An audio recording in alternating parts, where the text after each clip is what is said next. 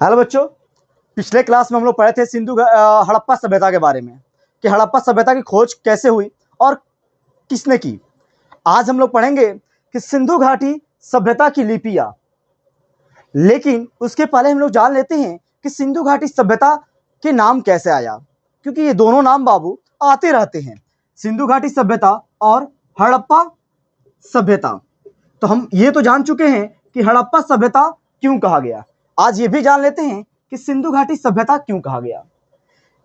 यहाँ के जो लोग थे बाबू हड़प्पा सभ्यता के, उनका मेजर नदी जो थी, मुख्य नदी जिसे हम लोग कहते हैं, वो सिंधु नदी थी। और इसी के किनारे ये लोग बस रहकर अपना घर या बोले निवास स्थान था। और साथ ही में क्या करते थे, इसी नदी के किनारे, तट के किनारे अपना खेती करते थे बाबू। तो इनका एक अस्थाई बोल सकते हैं, जैसे मुख्य नदी हम लोग का जैसे गंगा नदी हो गई। गंगा नदी किनारे बहुत सारे फसल होते हैं और उसके इर्द गिर्द नदी के किनारे शहर बसते हैं। उसी तरह ये क्या थी, सिंधु नदी, इनके किनारे कौन सी सभ्यता बस गई, हड़प्पा सभ्यता बसा। और यहाँ के लोग रहते थे, अच्छे खासे जनसंख्या में थे, खेती करते थे। यहाँ की लिपियां यहाँ खोजी गई, इसलिए क्या रख दिया गया, इसका एक और नाम रख दिया गया, सिंधु घाटी सभ्यता। आगे चलते हैं बाबू हम लोग कि इस सिंधु सभ्यता की लिपि क्यों कहा गया। तो हम जानेंगे कि सिंधु लिपि को पढ़ने का प्रथम प्रयास किसने किया, अंतिम प्रयास किसने किया, और क्या ये एक्चुअली लिपि को समझा भी गया है कि नहीं समझा गया है। क्योंकि पढ़े तो बहुत लोग हैं, लेकिन कोई इसके सही मायने में पढ़ा है कि नहीं पढ़ा है, इसके बारे में जानेंगे हम लोग। तो साल 1925 में बाबू वेंडेल नामक एक वैज्ञानिक थे, जिन्होंने सर्वप्रथम पढ़ने का प्रयास किया। लेकिन नवीनतम प्रयास बाबू, मतलब फिलहाल में देखा गया है कि नटवर झा, घनपत सिंह धान्या और राजा राम ने भी क्या किए हैं, इस सभ्यता को पढ़ने का प्रयास किया, इस लिपि को जानने का प्रयास किया है, पढ़ने का प्रयास किया है। लेकिन बाबू कोई फायदा नहीं हुआ। सिंधु लिपि को प्रमाणित रूप से बाबू, कैसे रूप से, प्रमाणित रूप से आज तक नहीं पढ़ा गया है बाबू। मतलब जाना ही नहीं गया कि उस समय की लिपि क्या लिखी गई थी, क्या पढ़ी गई थी।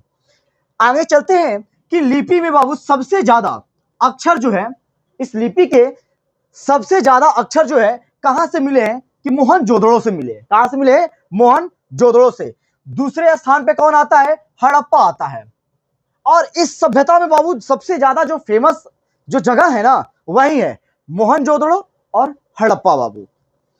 साथ ही में जानेंगे कि लिपि के सबसे बड़े अक्षर, अक्षर ज्यादा कहां खोजे गए हैं, मोहनजोदड़ो, दूसरे स्थान पर हड़प्पा। लेकिन अक्षरों में बोल्ड अक्षर वाले, थोड़ा मोटा मोटा अक्षर वाले, सबसे बड़ा अक्षर वाले कहां खोजा गया था, धोलावीरा में लिखा गया था।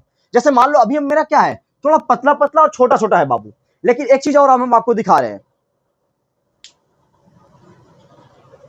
देखिएगा, हम यहां आयताकार लिखे हैं और एक इस हम मार्कर से लिख रहे हैं बाबू, दोनों में फर्क दिख रहे हैं। ये पतला है और ये मोटा है, मोटा में है ना, तो ये वो बड़े अक्षर में, इसी को बोलते हैं बड़े अक्षरों में कहां खोजा गया है, धोलावीरा से खोजा गया है बाबू। और उसको हम लोग क्या बोलते हैं बाबू, नोटिस बोर्ड बोलते हैं। इसको नोटिस बोर्ड का प्रतीक भी माना जाता है, किसको, धोलावीरा को, क्योंकि यहां के अक्षर क्या थे, बोल्ड बोल्ड थे, बड़े थे।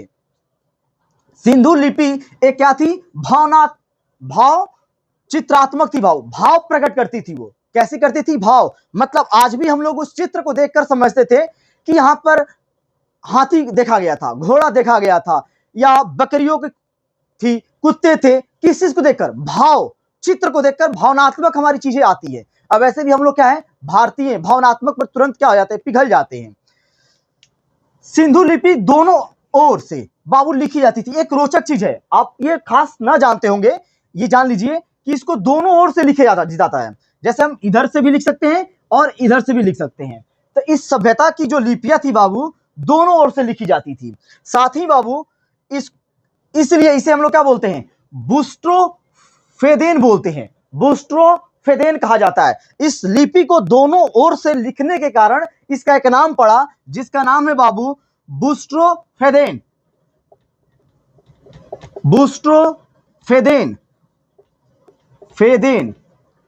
ये नाम आप लोग कॉपी पर नोट कर लीजिएगा, बहुत फेमस है।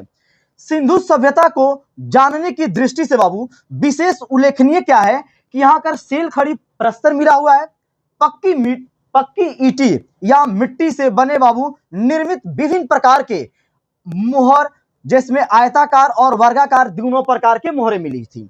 जिसमें आयताकार बाबू जो थे, आयताकार पर क्या हुए हैं, केवल लेख मिले हैं। आयताकार के जो शेप थे इस प्रकार के, इस पर केवल लेख, जैसे आजकल देखते हो ना ईटा जो होता है आयताकार, या बोल सकते हैं उसको घनाभाकार टाइप का है। लेकिन जो आयताकार थे, जैसे मान लो लिखा था ना किसान ईटा, या जो भी कंपनी का अपना ईटा होता है वहां पर नाम लिख दिया जाता है। तो वर्गाकार के जो मिले थे वो क्या थे, लेख के साथ साथ चित्र दोनों अंकित थे, मतलब एक तरफ चित्र और एक तरफ लेख दोनों थे बाबू। तो आज के लिए इतना ही। एक चीज एक और समझा देते हैं आपको, समझ लीजिए कि इसमें क्या है कि मेसोपोटामिया की, ये नोटिस है, ये भूल गए हम, थोड़ा देख लीजिए कि मेसोपोटामिया की बाबू 5 बेलनाकार, तो मेसोपोटामिया में बेलनाकार का चलती थी, मतलब इस टाइप के आपके मोहरे चलते थे, इस टाइप के मोहरे, ये मेसोपोटामिया की बेलने थे बाबू, जिसमें 5 कहां से मिला हुआ है, ये मोहनजोदड़ो से प्राप्त हुआ है। तो इससे यह भी साक्ष्य हो रहा है कि मेसोपोटामिया और मोहनजोदड़ो के बीच में व्यापार होते होंगे, मतलब आयात और निर्यात दोनों हुआ करते होंगे। फिर एक चीज और क्या है, फारस की बनी हुई संगमरमर की मोहरे बाबू लोथल से प्राप्त हुआ है। तो आपको पता होगा जो लोथल है ये कहां पाए जाते हैं, गुजरात में है, और इसको बंदरगाह भी कहा जाता है बाबू, ये बंदरगाह जहां से आयात निर्यात सिंधु घाटी सभ्यता से होते थे। तो आज के लिए इतना ही, जय हिंद बाबू।